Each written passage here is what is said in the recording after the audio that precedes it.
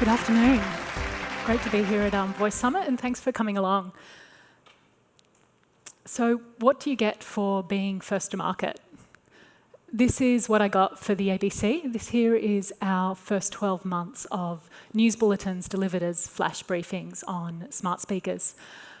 And by the ABC, I mean the Australian Broadcasting Corporation, not the American Broadcasting Corporation, which you're probably more familiar with.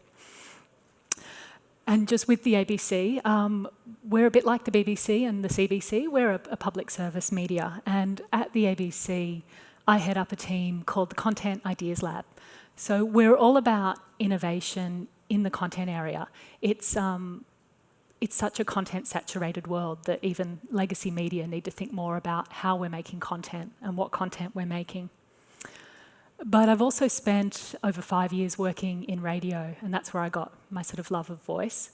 And in that time, I set up ABC's first digital-first podcasting stream, and I've also been a product manager on our apps, such as ABC Listen. But I'm here today because I worked to make the ABC available first in Australia when smart speakers launched there. So in the next 10 minutes, I just want to talk to you a bit about why it mattered to me, and if it matters to you, some tips on how you can do it for yourself. And I've got some notes here, so I'm going to be definitely keeping to time.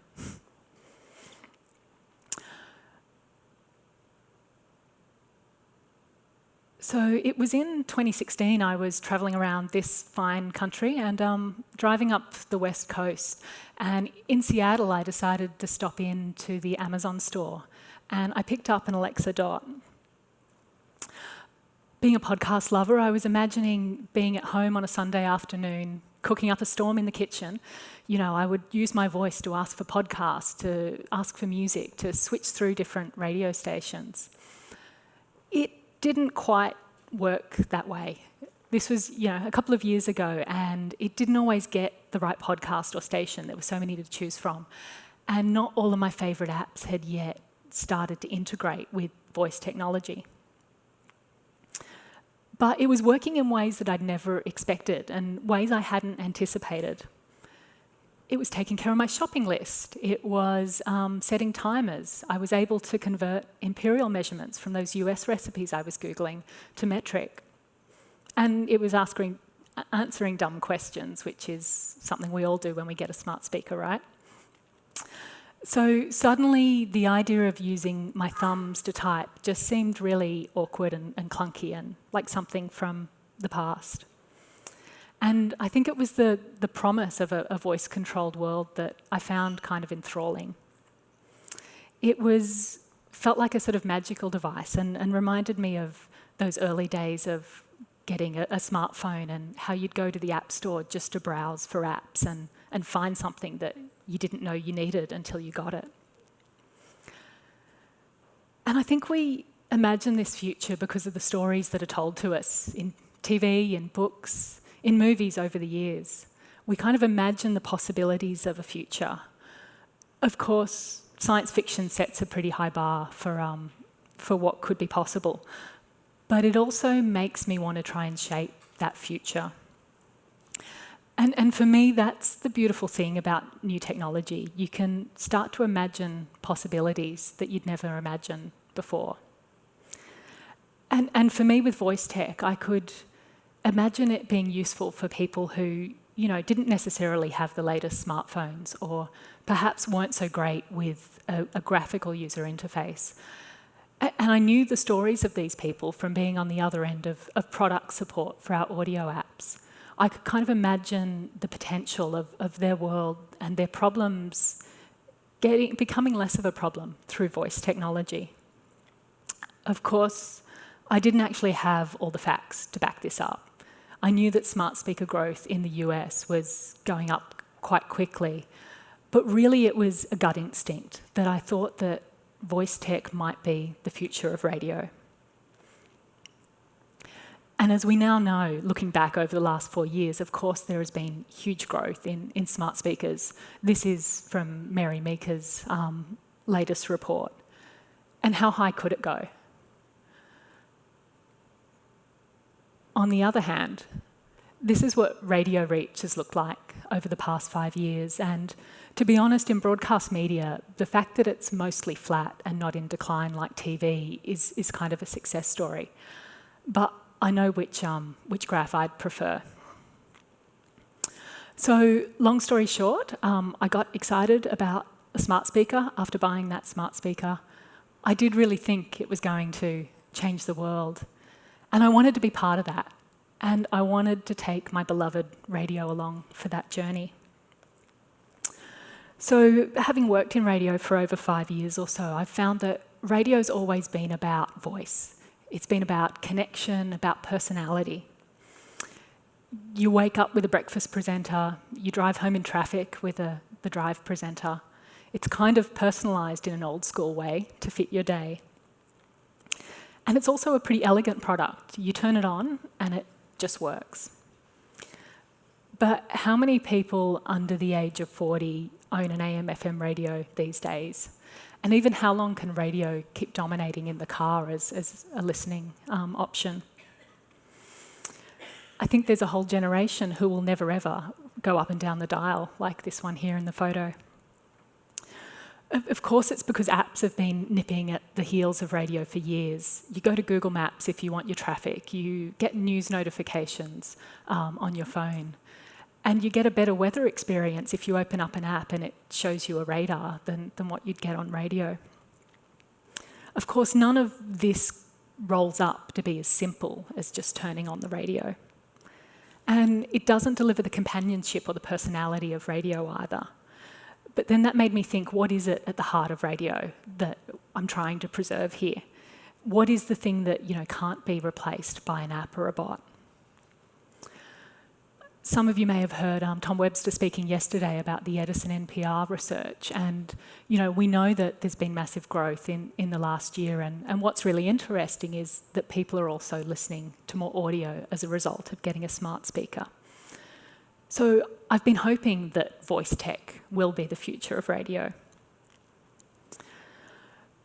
So back to that 2016 road trip that I had in the US, I got back to Australia a couple of days before we have our annual radio commissioning day, where we spend a day locked in the room and decide what programs will make it up for the year ahead. It was the 10th of November 2016, and because we live in the future in Australia, that was our Wednesday morning, and in the US on Tuesday night, the polls were closing in your presidential election. And I brought along my Alexa Dot to this meeting where I had a bunch of radio people who were locked in a room without a radio on the day that we'd hear who'd become president. I'd heard that there were skills where we could get updates, so I thought that would be fun to try out. And remember, at this point, there were no smart speakers in Australia at all. We didn't have any smart speakers, and Amazon hadn't launched there either. So there was quite a bit of novelty to having this device there. So the device sat on the table, it got tested, it definitely got noticed. It was awkward, but it was also fun, and there was an energy and excitement around having a go of that. It felt like the early days of something new and something exciting. Of course, by the lunch break, we took out our phones to fact check what we were hearing because we didn't quite believe it, but that's not Alexa's fault. Now, fast forwarding to 2017, and that's when the race was on in Australia between Apple, Amazon and Google, all looking to launch smart speakers. Now, I didn't need to convince the director of radio that this was a good area for us to trial. I'd accidentally kind of made him a voice enthusiast through my demoing a few months earlier. Because off the back of that commissioning day, there were corridor conversations, there were links being shared in email. There was a basic understanding of what the experience was like. And definitely a curiosity about what it would mean for the future of our industry.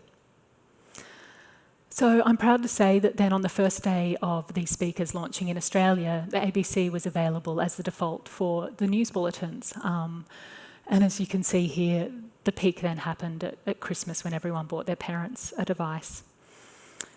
So it's a tiny step putting out these flash briefings, but it was a tiny step in the direction that we needed to go.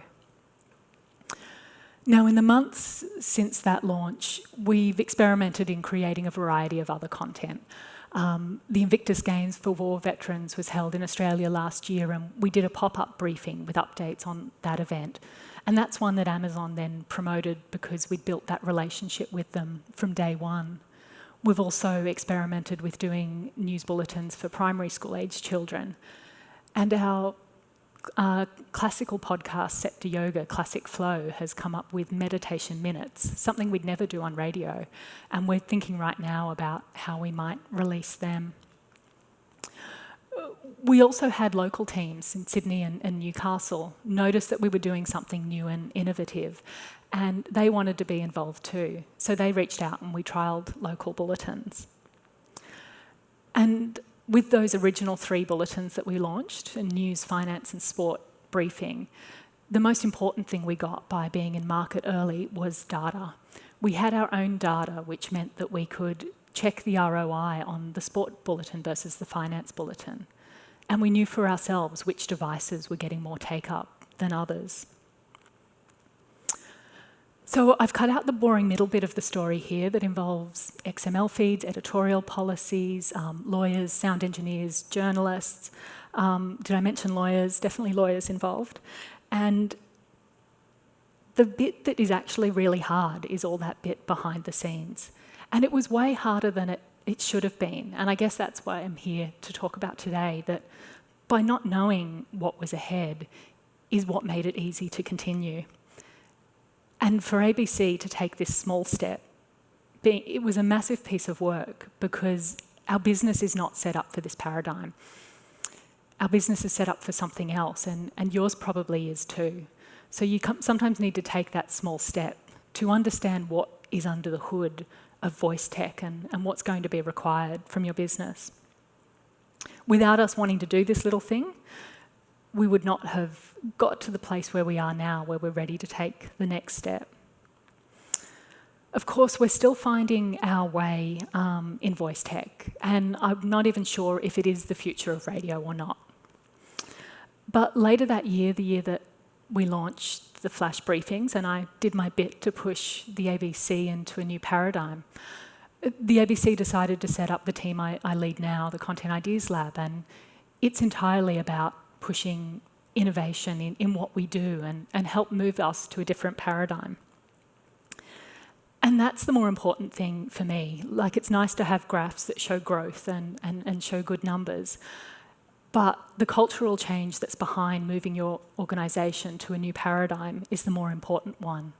Creating an environment where you can make decisions quickly, where you can have nimble and agile teams.